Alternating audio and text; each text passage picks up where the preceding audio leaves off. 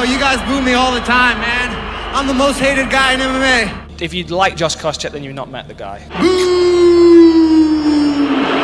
Love me or hate me, I don't care. From the biggest villain in the UFC to turning on Dana White himself, this is the shocking story you won't believe. Once feared and despised for his trash talk and fiery persona, Josh Koscheck's journey took a wild turn that shook the MMA world to its core. What led this notorious fighter to flip the script? Why did he turn against Dana White and the UFC leadership? Stay tuned, because what you're about to hear will change everything you thought you knew about the fight game. The rise of a villain. Josh Koscheck's entry into MMA was marked by discipline, grit, and a fierce competitive edge. Born and raised on a farm in Pennsylvania, Koscheck's early years were shaped by hard work and perseverance. His wrestling career at Edinburgh University was decorated with NCAA championships, and he quickly gained recognition as one of the most talented wrestlers of his generation. But it was his transition into MMA that truly set the stage for his infamous persona. When Koscheck first stepped into the UFC in 2005, he was a formidable opponent with relentless wrestling and knockout power. Yet it wasn't just his skills that made him stand out, it was his attitude. From the moment he appeared on The Ultimate Fighter, TUF Season 1, Koscheck's persona was crafted to be the villain. With bleached blonde hair, a cocky grin, and a razor-sharp tongue, Koscheck quickly earned a reputation as the bad boy of MMA. His trash talk was relentless, and his antics inside and outside the cage kept fans talking, sometimes in admiration, sometimes in disdain. His persona was calculated, designed to provoke reactions, and it worked perfectly. His debut in the UFC was a knockout victory over Chris Sanford, but it was his personality that truly caught attention. As he continued to rack up wins, the trash talking and antics intensified. He taunted opponents, mocked rivals, and embraced the role of the heel, knowing that in the world of combat sports, villains often become the most memorable characters. Controversies and feuds that defined an era. Koscheck's reputation as the UFC's most hated villain was cemented through high-profile rivalries. His battles with fighters like Diego Sanchez, Georges St-Pierre, Pierre GSP, and Paul Daly were filled with tension, insults, and moments that kept viewers glued to their screens.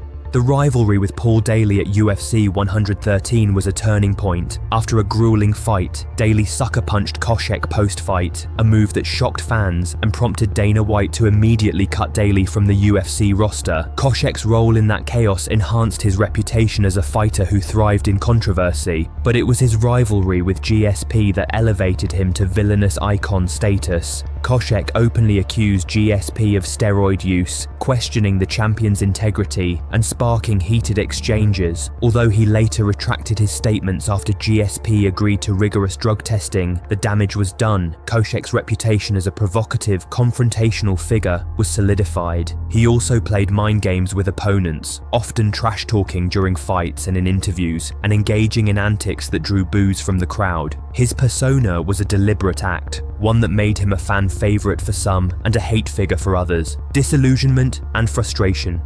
As Koscheck's career progressed, injuries and age began to take their toll. His fights became less frequent, and his performance declined.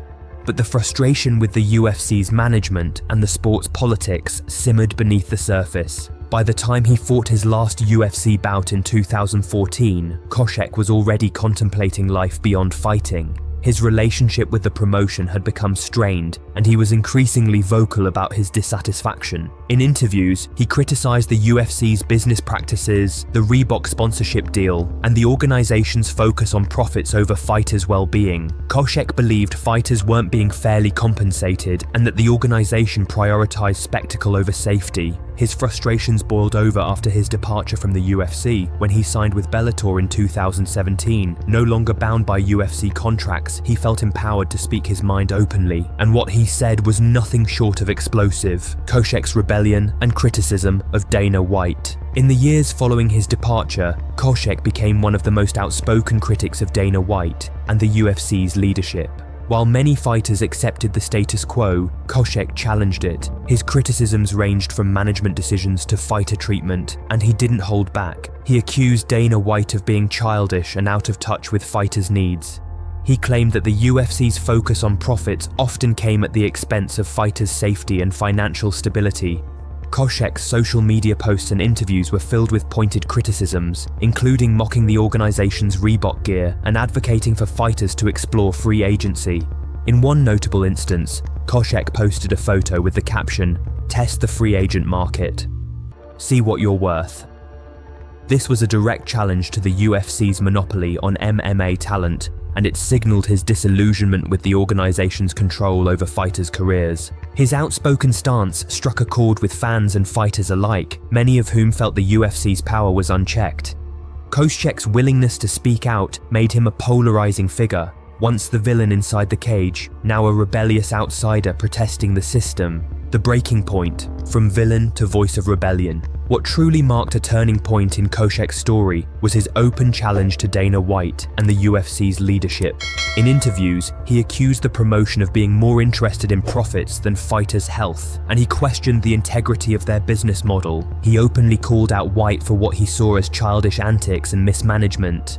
"Dana's just a promoter," Koscheck said in a candid interview. "He's not interested in the fighter's well-being, only how much money he can make." This candid critique was a stark departure from his earlier role as a loyal, if controversial, UFC fighter. Now Koscheck was a critic, someone willing to challenge the sport's leadership from outside the organization. His outspoken stance resonated with many fans and fighters who felt marginalized by the UFC's policies. It also marked a new chapter in his career, one where he no longer played the villain for the promotion but became a voice of dissent, reinventing himself and continuing the fight. Since retiring in 2018, Koscheck has focused on building his brand and his business ventures. He founded Dethrone Base Camp, a training facility and apparel company aimed at fighters seeking to embody the fighter's spirit. He also launched Check Defense, a tactical training company serving military and law enforcement agencies. His outspoken personality remains intact, but now he channels it into entrepreneurship and advocacy.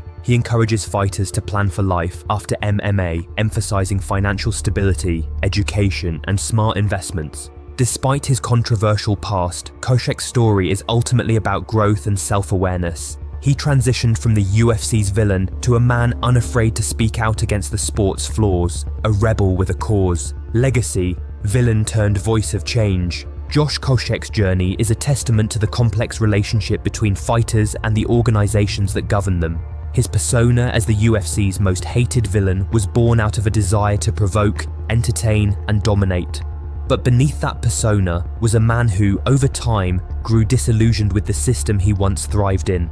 He turned on Dana White not because he failed, but because he refused to accept a corrupt system that prioritized profits over fighters' welfare. His outspoken criticism sparked debates about fighter treatment, transparency, and the future of MMA governance. In doing so, Koscheck proved that even the most hated villains can evolve into voices of change, challenging the status quo and inspiring others to speak out. A rebel's legacy. Josh Koscheck's story is one of contradictions, an aggressive fighter who became a critic, a villain who sought justice. His transformation from UFC's most notorious bad boy to a vocal advocate for fighters' rights highlights the complexities of MMA's culture and its leadership. He turned on Dana White after becoming the biggest villain in the UFC because, ultimately, he believed in standing up for what's right, even if it meant losing his villainous crown. His courage to speak out against a powerful organization has left an indelible mark on the sport. In the end, Koscheck's journey reminds us that heroes and villains are often two sides of the same coin, and sometimes the greatest fighters are those who dare to challenge the system from within.